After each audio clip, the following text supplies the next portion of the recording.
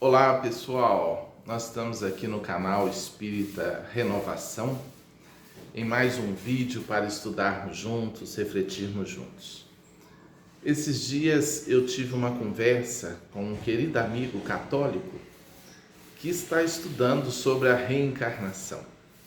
E eu achei muito interessante, segundo o professor José Reis Chaves, meu querido amigo de Belo Horizonte, autor do livro excelente A Reencarnação na Bíblia e na Ciência, 50% dos nossos irmãos católicos são reencarnacionistas. 20% dos batistas norte-americanos, segundo o professor José Reis Chaves, também são reencarnacionistas. E conversando com esse amigo católico, ele me fez uma pergunta sobre a reencarnação que eu gostaria de abordar nesse vídeo. Ele perguntou assim: Sandro, eu sou muito ligado a causas sociais, eu sou muito preocupado, com as causas sociais. Será que eu estou pagando nesta vida por ter sido indiferente de alguma forma numa vida passada, por ter esse lado de tamanha preocupação? E eu disse a ele: não necessariamente. E eu disse inclusive o seguinte: nem tudo que a gente sofre numa vida significa pagamento de dívida qualquer. Existem processos de uma encarnação que realmente foram elaborados em erros em vidas passadas. E aí você volta e passa por aquela consequência, daquele erro. É aquilo que Paulo falou: que semeias, ceifarás. E Jesus disse que a cada um seria dado conforme as suas obras. Estamos sempre colhendo o resultado de vidas passadas. Mas há muitos sofrimentos, muitas dores, que são escolhas nossas, são provas escolhidas por nós para progredirmos em determinado setor. Então você pode passar por um problema familiar que você escolheu para desenvolver-se como espírito. Você pode passar por um problema profissional, viver um contexto difícil profissional, como uma alavanca para o seu progresso intelecto-moral. Mas eu queria desdobrar um pouco sobre a reencarnação, porque é a grande chave que nos faz entender a vida. A reencarnação aliada com a lei de causa e efeito, Nós reencarnamos colhendo o resultado das semeaduras passadas. A reencarnação, dessa forma, ela reúne em si, uma única lei que reúne em si a misericórdia de Deus e a justiça de Deus. A justiça, porque em cada vida na terra você colhe o que semeou, isso é justo. E a misericórdia, porque Deus te dá novas oportunidades, novas vidas para você recomeçar, para você se corrigir, para você se aprimorar. Quando eu contatei a lei da reencarnação, o conhecimento da reencarnação, para mim foi a grande chave de entendimento da vida. E o Espiritismo me oportunizou isso. Outras religiões, como o catolicismo, o protestantismo, não contemplam a reencarnação. Mas, no início da igreja, estava presente a ideia da reencarnação.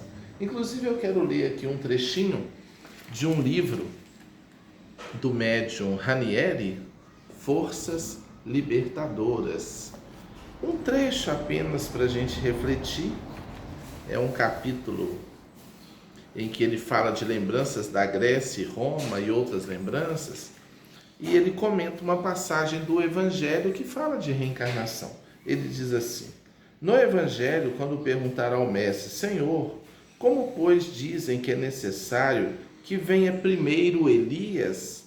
Jesus respondeu. Então, Jesus está encarnado e os discípulos falam: não foi dito que antes da vinda do Messias, o profeta Elias, que viveu séculos antes de Jesus, voltaria para preparar o caminho para a chegada do Messias? Os discípulos estavam dizendo: se o Senhor é o Messias, cadê Elias preparando o caminho? Cadê Elias? Elias não voltou? Os profetas disseram que Elias voltaria para preparar o caminho, esse profeta que viveu séculos antes. E Jesus disse: em verdade. Toda vez que o mestre no Evangelho diz, em verdade vos digo, ele anuncia alguma lei divina. Então Jesus diz, em verdade vos digo, que Elias já veio. Os irmãos que estudam a Bíblia, que seguem a Bíblia, os cristãos em geral, né? E falam, e a reencarnação está na Bíblia? Acompanhem aí. Em verdade vos digo que Elias já veio, o profeta. Jesus está encarnado, dizendo para os discípulos, olha, Elias veio. Os homens não conheceram.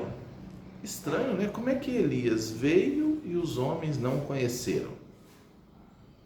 E o apedrejaram, feriram e o mataram, e fizeram com ele tudo o que quiseram. Mas quem que foi? Como que Elias veio e apedrejaram, mataram, fizeram com ele tudo isso? Então diz o evangelista, os discípulos compreenderam que ele falava de João. Isso, João Batista, que foi assassinado, né? Não está clara aí a reencarnação? Quem era Elias? Um grande profeta que vivera na terra muitos séculos antes de existir João. E quem era João? Um profeta que existiu no tempo de Cristo, vivo a seu lado, muitos séculos depois de ter existido Elias. E Jesus declara que ambos são a mesma criatura. As palavras de Cristo para todos os cristãos são palavras de vida eterna. Ninguém admite nem por sonho que Jesus pudesse mentir. E se ele não mente de maneira alguma, João e Elias foram os mesmos espíritos ocupando corpos diferentes em épocas diferentes. Corpo mortal porque João morreu assassinado e o próprio Cristo afirmou, os homens não o conheceram e o mataram. Era, pois, ou não era a reencarnação de Elias? Cada criatura dentro de si mesma, se observar bem, encontrará elementos íntimos para comprovar o fenômeno da reencarnação. Vivemos muitas vidas, renascemos muitas vezes. Jesus interrogou seus discípulos noutra oportunidade. O que dizem os homens a respeito de mim? Dizem, Senhor, que sois João Batista, que ressurgiu dos mortos, ou que sois um dos grandes profetas da antiguidade. Como que Jesus poderia ser um dos grandes profetas da antiguidade se ele nasceu de Maria? Reencarnação. Não quer dizer que ele era um grande profeta da antiguidade, sabemos que não. Mas era a crença da reencarnação já na mente do povo, né? Que ele poderia ser um dos grandes profetas que renasceu, ou seja, que reencarnou. Havia essa crença. Jesus não combate essa crença, observemos. Ele apenas fala, né? Aí ele prossegue. E vós, quem dizeis que eu sou? Aí Pedro diz, vós sois o Filho de Deus vivo. Ora, nessa passagem, Jesus não repeliu a teoria da reencarnação. Não disse aos seus discípulos que não acreditassem naquilo porque era mentira. Ouviu-os como quem ouve com toda a naturalidade a respeito da teoria absolutamente aceita e indiscutível.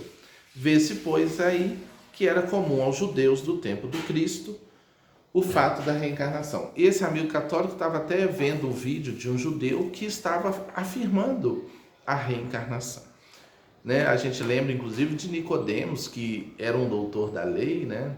E que foi conversar com Jesus às escondidas, né?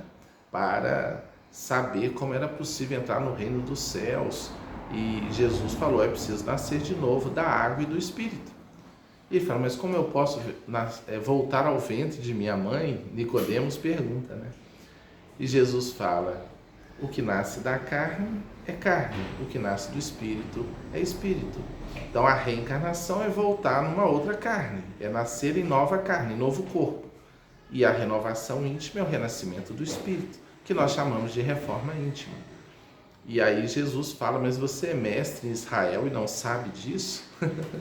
Jesus fala com Nicodemos, quer dizer, você é um doutor da lei, você é um mestre espiritual aqui do povo, e você não sabe da reencarnação, né? Então assim, quando eu contatei a reencarnação, eu entendi tudo.